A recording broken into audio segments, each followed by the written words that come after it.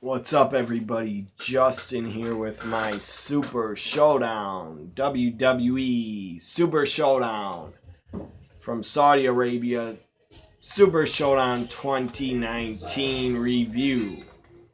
As some ass goes by in a car blaring their music loud as hell. That's very annoying. That's one thing I hate about summer is assholes going by in their cars like just having your music up full blast. But that's not what this video is about. This is my Super Showdown 2019 review. And oh my god, the main event was a train wreck. It was a mess. The rest of the matches were not that bad at all. I mean, they weren't great.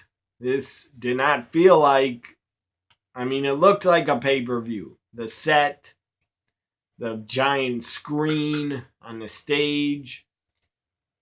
It did not feel like a pay-per-view show in America. It did not feel like a WrestleMania. It was not a WrestleMania show at all. Not even close. It was not even a house show that's in America that would be put on the network. The set looked great. The setup looked great. But the show did not feel like a pay-per-view. Maybe because it was in Saudi Arabia and the fans were not that hype, not that into it. They were into some parts. So up first at Super Showdown, I didn't watch it live because I was busy. I was helping a friend move. So I was busy most of the day. I started watching it like around 5:30 in the afternoon or 5:30 p.m. So, and I skipped. I didn't even bother trying to watch the kickoff matchup. I guess it was the Usos against the Revival. I don't know who win. What am I saying? I don't know who win. What I'm trying to say is I don't know who won the kickoff match, and I don't give a fuck who won. I don't care. It's not important. It was a nothing throwaway tag team matchup. If you want to know so bad who won on the kickoff, well, look up the results. Usos Revival, I didn't watch it. I'm not going to go back. I'm not going to watch it and go back because I don't care. So up first on Super Showdown was, and I'm not going to scream and rant and shout about how bad the show was. I'll get to the main event. That was bad. It was not the worst match I've ever seen. Taker and Goldberg was not the worst I've ever seen. And I'm not going to scream and rant about the rest of the show because that'd be fake. And I'm not fake, so I'm not going to rant because it'd be a fake rant. And plus, I'm a really calm person. I'm really calm. I don't get angry hardly ever. So, plus, I stopped years ago. I really stopped getting super angry. I've stopped myself for the better of getting super angry over a wrestling show because in the past few years I realized it's entertainment. And if I get so angry and absolutely hate what WWE does, if I was so angry about it, I would not scream and shout and rant over and over. I would just stop watching. So up first was the Universal Championship. Seth Rollins defending against Board. I mean, the fans looked excited to see Rollins and a lot of the talent. Corbin. Rollins defending the Universal title against boring Baron Corbin. I will say I dislike him less because Shane McMahon has taken the number one spot for wrestlers that I can't stand, and I just want him off TV. Corbin is not as bad as Shane McMahon and what they're doing with him. So Rollins defends against Corbin. It was an okay match. It wasn't bad. It wasn't great. Rollins wins and retains, and then Corbin, I believe, hit Rollins with a chair, I think. I already blocked out a lot of the show of what I saw. Not everything, but I think Corbin attacked Rollins with a chair after the match. Out comes Brock Lesnar, the Beast in the bank. His music hits. Out comes Paul Heyman. Heyman gets in the ring with Brock. After Brock goes in the ring first, then Heyman gets in and trips. Drops a briefcase. That was pretty damn funny. Heyman drops a briefcase, so it distracted Brock. He looks at Heyman like, what the fuck? Why'd you just fall down and drop the briefcase? So Lesnar's distracted. They never got to hand the briefcase to the referee. And Heyman and Brock guaranteed he's cashing in on Friday. He never got to cash in because the briefcase was laying in the ring. Rollins hits a low blow on Brock. Brock is down. Rollins gets a chair that Brock brought a chair to the ring. Rollins just beats Lesnar with the chair over and over and over. That was good to see. That was some payback by Rollins because Lesnar was pretty damn stiff with all those chair shots on last Monday. So Rollins got some payback and just over and over bashing Lesnar's back with a chair. Then he was out of it. He couldn't even stand. He was had his head right over the briefcase. He was trying to get up, and of course, bam, curb stomp to Lesnar's head into the briefcase. So Lesnar's really out of it now, and then he crawls out of the ring and grabs his Heyman as a briefcase as Rollins leaves first, and then Brock leaves. And he's pretty beat up, and he's walking slow, and Heyman is holding on to the briefcase. So that's that. No cash in.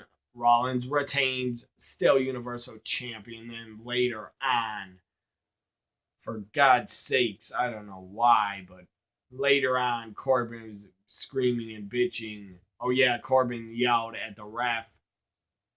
At one point, Corbin starts scream. Rollins, by the way, had his ribs taped to sell the beatdown he got on Monday.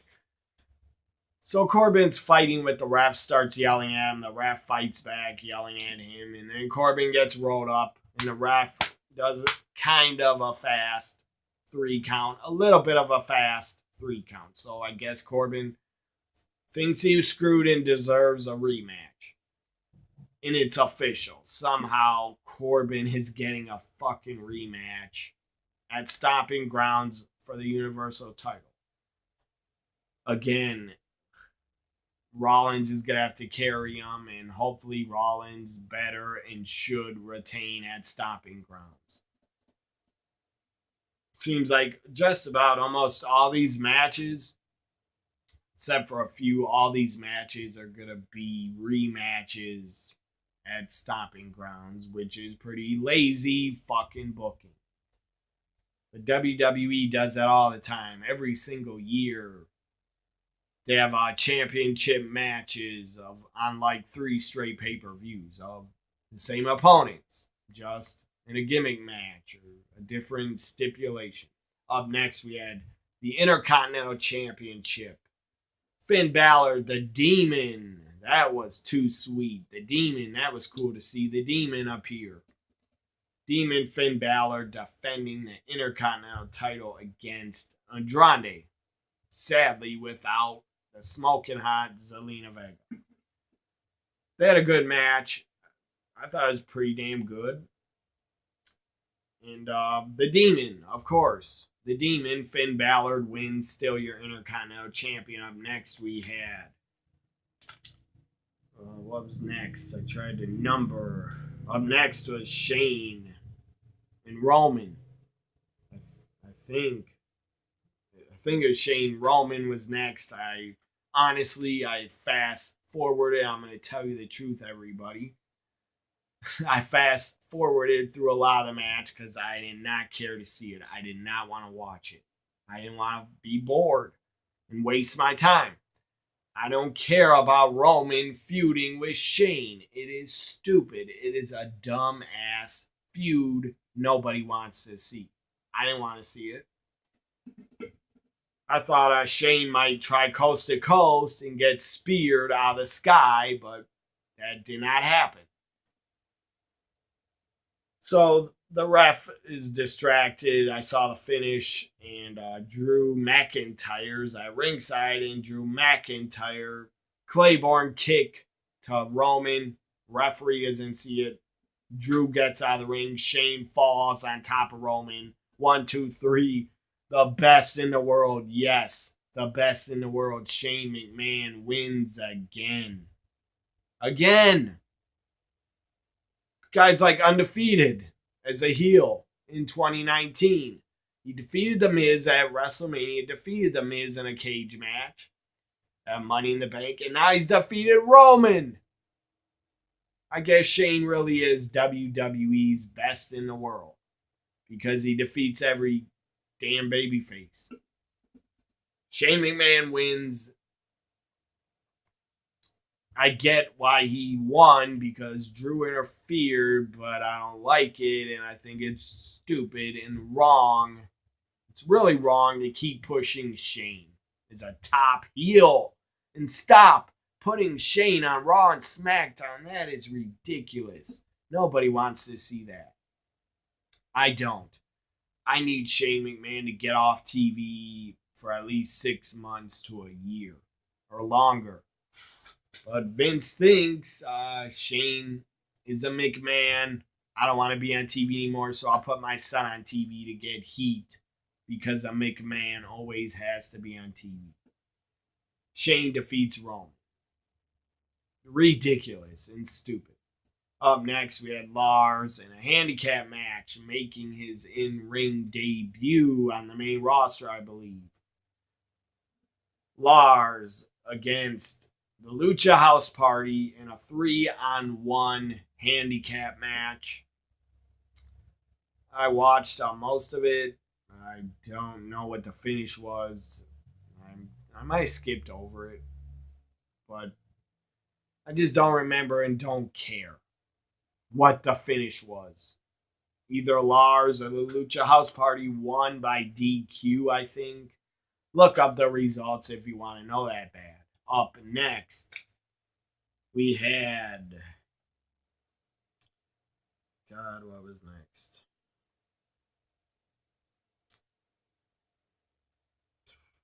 Randy Orton. Randy Orton against Triple H.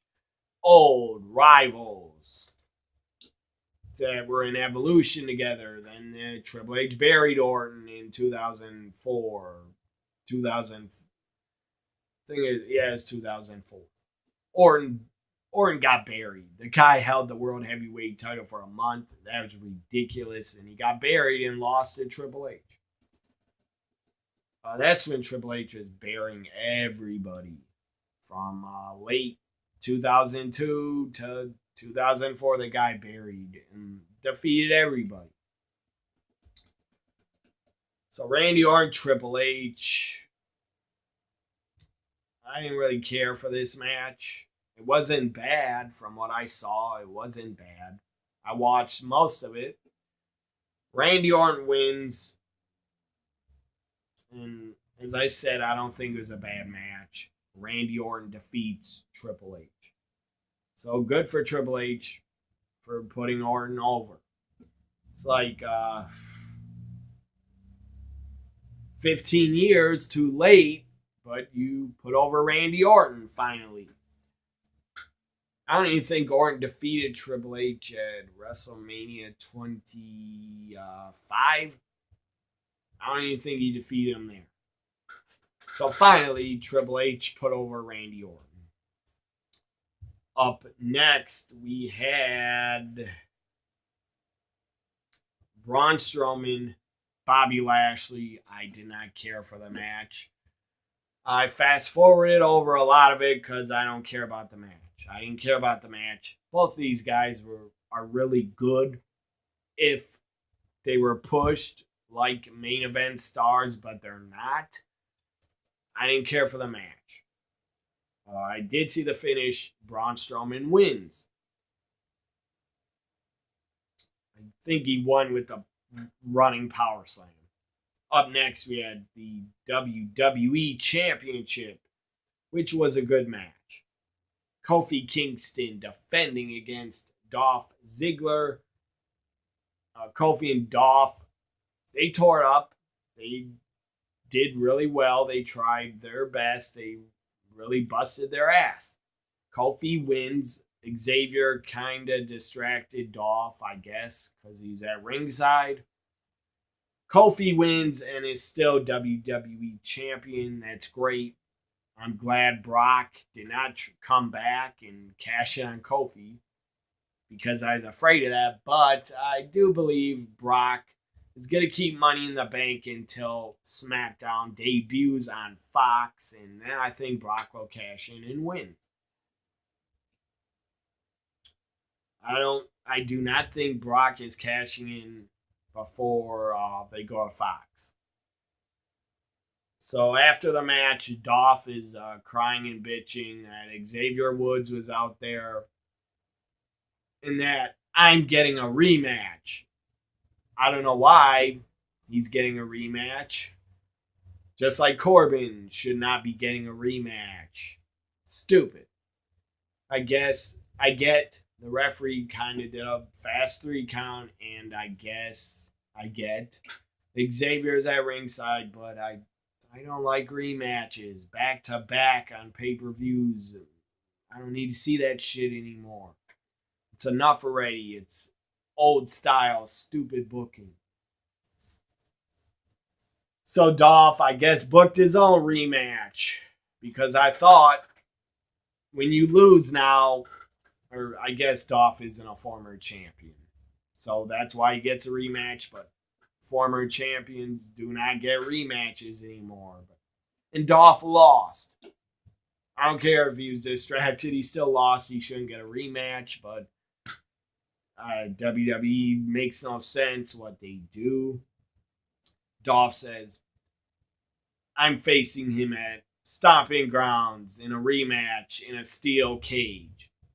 So at least a steel cage WWE Championship match has not happened in a pretty long time. So Dolph and Kofi, they'll tear it up in the cage. And they'll put on a good cage match. But I don't really care to see it again. So Kofi wins. I like that. And they probably had the match of the show. Up next, we had the 50-man Battle Royal, 50 superstars. Some of them I haven't seen in like over 6 months. Maybe longer on TV. Or in a couple months. A lot of them have not even been seen. You had the Singh brothers in their gear. The Singh brothers were in this. They never get matches on TV. I don't know why, but they should be on 205 Live. They're not even on there. Singh brothers in this. Oni Larkin, Cedric Alexander I saw, Drew Gulak, The Miz, Ricochet, Mustafa Ali, Elias, Samoa Joe, Cesaro. I can't name everybody. There were a lot of guys in there. So And there's, I guess this guy's from Saudi Arabia. This wrestler, I guess he signed in the performance center. I don't know if he's under contract. And I don't really care. The winner, it was down to Elias and Mansoor. Some guy, wrestler from Saudi Arabia. I think he's under WWE contract. I don't know, and I don't care, but his name was Mansoor. Mansoor throws up. Elias puts the guy's head in his legs by the ropes, and the guy backdrops Elias over the top rope. And I guess it's a shocking victory. They just did it to get the home crowd reaction. And the fans did pop. They all stood up. They were all excited. Mansoor wins a 50-man battle royal. I don't. Look, good for the fans of Saudi Arabia, the WWE fans. They're good for them. They saw one of their own win, but I didn't care. I didn't care for it. I would add Cesaro win. Or Elias. But whatever. Or Ricochet.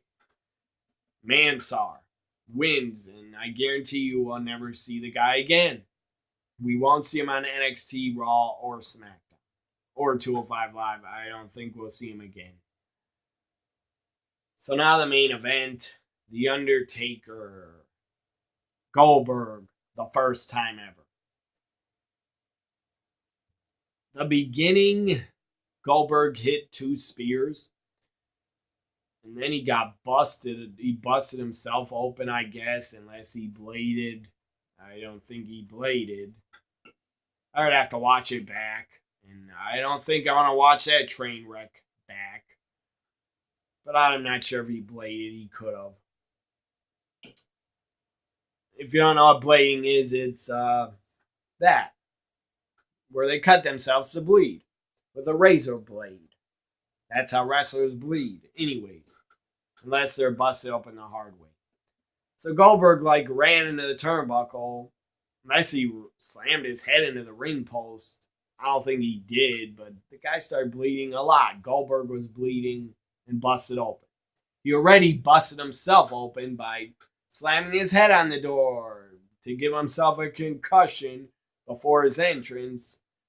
I don't know if he thinks he's back in the NFL, but he decides, or back 20 years ago at a Nitro, and he decides to still slam his head into the door, and he cut himself before the match. So Goldberg is bleeding a lot.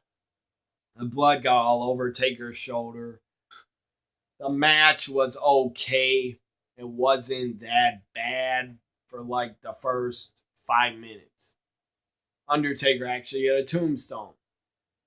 And Goldberg kicked out. And then after that, Undertaker actually hit an old school. That was pretty cool. Man, the minute Goldberg tried to do the jackhammer, and first off, Goldberg hit another spear. So he hit 3 spears on Taker. And Goldberg looked totally blown up, in my opinion. The guy looked tired and blown up. And obviously the guy had ring rust because he did a ton of botches and a ton of fuck-ups. It's not his fault because the guy hasn't wrestled in 2 years. But he shouldn't even been in the ring if he was that rusty. He shouldn't have been in the ring. Obviously, he was tired. And I think he's blown up and tired and didn't have any gas left in his tank. The guy should not wrestle again. Goldberg, hang up the tights. I love you, man, but hang up the tights. Hang up the boots. You don't got it anymore. All you got left in you is a couple of spears. And that's it. That's all you did is hit 3 spears. You try to knee bar into a, what's that called? Into an ankle bar or whatever. Some leg submission. So the minute Goldberg tried to jackhammer, it was not good. I was like, and I said this on my reaction when I watched it. I said, how the hell is Goldberg gonna get up Taker? How's he gonna lift him up straight and jackhammer him? I did not see Goldberg being able to do that to Taker. Taker's a big fucking dude. He's close to 7 foot, probably 285 or 300. Taker's a big dude. I don't care if he's old. He's still big and heavy. Goldberg tried to jackhammer him. Barely got him up. Drops Taker on his head almost. Looked really sloppy and a badly botched jackhammer to The Undertaker. Badly botched. If you watched it, you know what I'm talking about. Or find the footage and watch it. A really badly botched jackhammer to The Undertaker. He could have really injured The Undertaker. He probably did. Because Taker looked pissed. Taker looked angry. You could tell he was fucking mad at the finish of the match. And he's mad about the jackhammer. And I don't think Taker would ask Goldberg backstage, hey, do you think you can get me up? Because he probably thought he could. Goldberg was jacked, in good shape, but the guy who got blown up, the guy was sloppy. And number 3, the guy did a lot of botches. And obviously had ring rust and looked tired as fuck. Taker looked way less tired than Goldberg. Goldberg was slow too. The guy looked slow. Slower than Taker in the ring. Taker at least hit old school, snake eyes, tombstone, and I don't know what else he hit. Not much. 2 choke slams.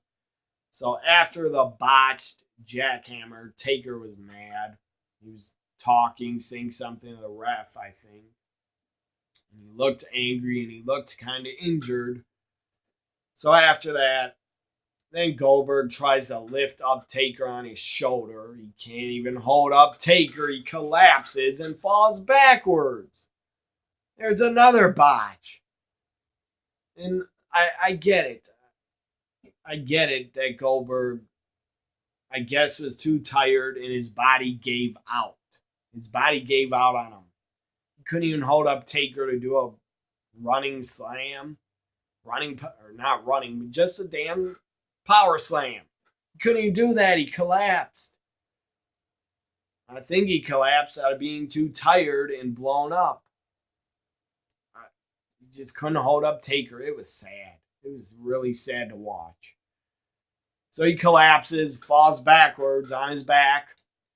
Taker had to fall with him, and Taker looked even more angry that Goldberg collapsed and couldn't hold him up. And then Taker just grabs him by the throat and does a very, I don't know if Goldberg wouldn't jump up off his feet or what, but a very weak finish, a weak-ass looking choke slam. I don't know if it was Taker's fault. I don't think it was. The match was bad because of Goldberg. The guy was blown up, I think, in ring rust. And just it was not good. Goldberg's body quit on him, in my opinion. I don't blame Taker. Taker did not make the match bad. He did not make the match a laughing stock. A lot of fans are probably going to say worst match of the year, worst match ever in Undertaker's career. I don't know about that. I don't agree with that, actually. Worst match of Taker's career was against Giant Gonzalez. Twice in 93 at WrestleMania 9 and SummerSlam 93. Those are Taker's worst matches because the guy couldn't work with Giant Gonzalez because sadly Giant Gonzalez was too big and couldn't do anything. I don't blame Undertaker for this Goldberg match against Goldberg. Taker did his part. He didn't quit. His body did not give out. Yeah, he looked tired, but so what? Goldberg, to me, looked done. In the beginning, Taker kind of looked done. Goldberg, don't wrestle again. That was embarrassing. You kind of embarrassed yourself. The beginning was okay. The first 4 to 5 minutes. Then it went downhill. Again, the finish was embarrassing and just sad. A weak ass looking chokeslam to Goldberg. He barely got off his feet.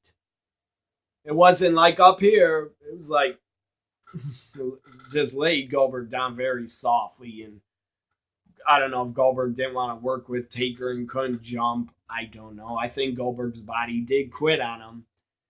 And that's a sign, man. I don't want to bash Goldberg or Taker. But when your body quits on you, that's a sign, Goldberg. Hang up the boots. No more wrestling for you. Please don't try to wrestle again. So Saudi Arabia got what they want. The government wanted legends. They wanted Goldberg and Taker. You got what you asked for, and it was a train wreck and a mess.